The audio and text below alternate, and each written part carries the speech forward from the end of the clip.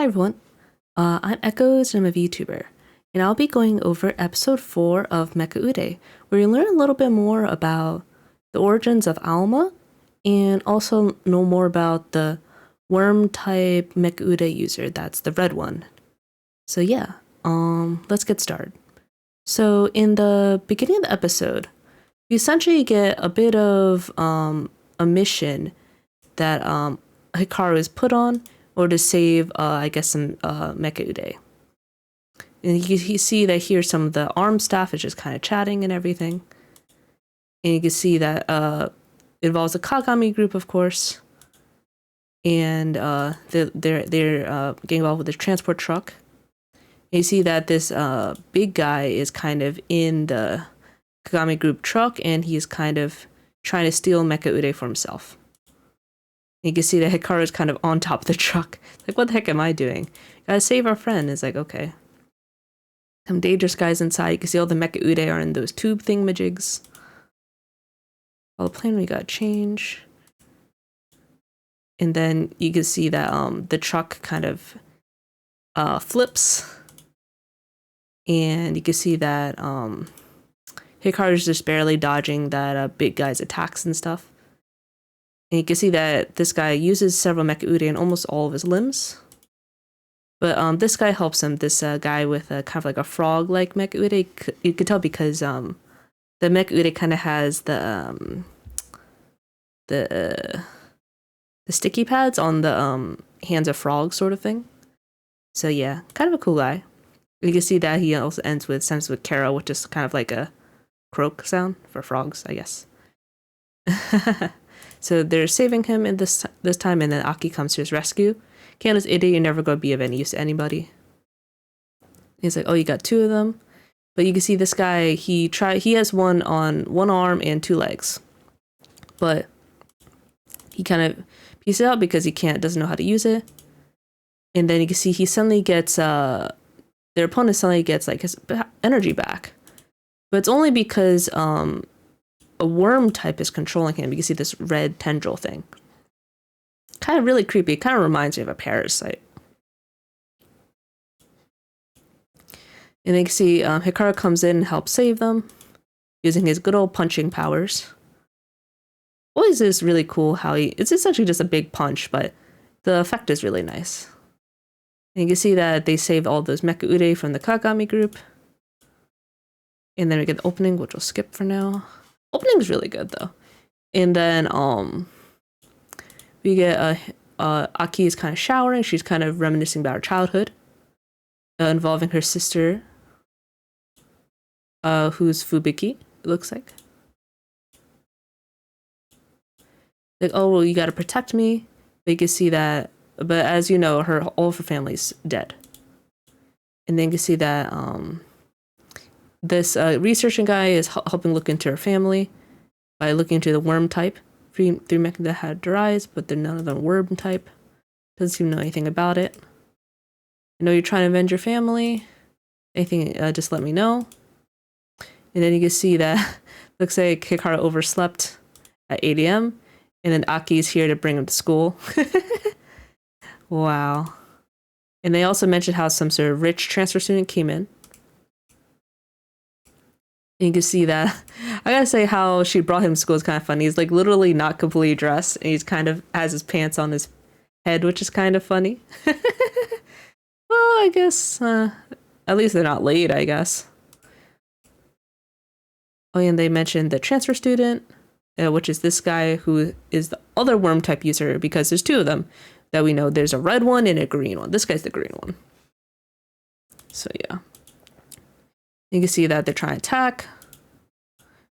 But you can see he's stopped by that guy who helped him earlier. I told my condition for transferring is that you can't use Mecha Ude at school. So he's listening to that guy. He's like, I want the trigger arm, but not right now. And he's trying to get used to the current Mecha Ude right now.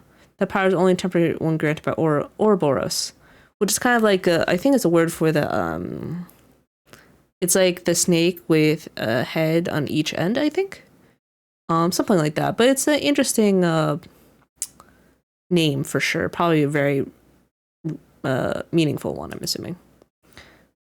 So he's trying. Looks like this guy's there to try to figure out why Hikaru can use the trigger arm, and then he wants to take it for himself. You can see that Hikaru's just trying to get information, but Aki is kind of being super aggressive. And then we finally get his name, which is Jun Kagami, which means that he's part of the Kagami group and part of the family. Makes sense. See that Aki's kind of watching him a ton. See that this guy is like watching him all the time too. Oh, he's like, what's the difference between me and him? Maybe what he eats. You can see that he really doesn't like his green beans, which just means he's a picky eater. Of course, I guess. He's a kid. So he's like, I'm going to buy you lunch using my incredibly expensive / Richard Black card. In case you learn about humanity. Do you think you can seduce Hikaru with promises of lunch? Want to buy lunch? Buy me lunch. It's kind of funny because like he's like essentially she's telling him like, buy me meat at a buffet, please. Can't talk. And then see, and then he tries to talk him at this like sports competition. Got the trigger on, but he's so clumsy. And then you can see that Aki's trying to hit this guy, but ends up hitting Hikaru in the meantime. And you can see that this Lady Mary is trying to get involved too. Like, he belongs to me, so she trying to judges their romantic competition. Like, I want to pay you back, no need to get involved. Don't fight over me. It's kind of cute. And what Hikaru decides to do is stop the fighting and allow him to talk with that Jun guy for once. He's like, I'm gonna buy you lunch at that super top grade yakiniku buffet. Because I want to talk with him. It's kind of interesting that this guy's somehow eating all these like dragon fruit candies or something. I don't know if it's like a medicine or if it's a candy, but like, what do you want to ask me? You're part of the Kagami group, like who I am, what I am. I don't remember anything. And then he mentions like, oh, my family has info you want. You belong to my family in the first place. And then you see this image, which is really interesting. So who is this? Yakumo Kagami. And then we learned that he's the man who made the city into what it is today. He looks like he was the founder of the Kagami group. So I said, belong to my family. Well, and then the other guy's like, I want to tell you about that worm type.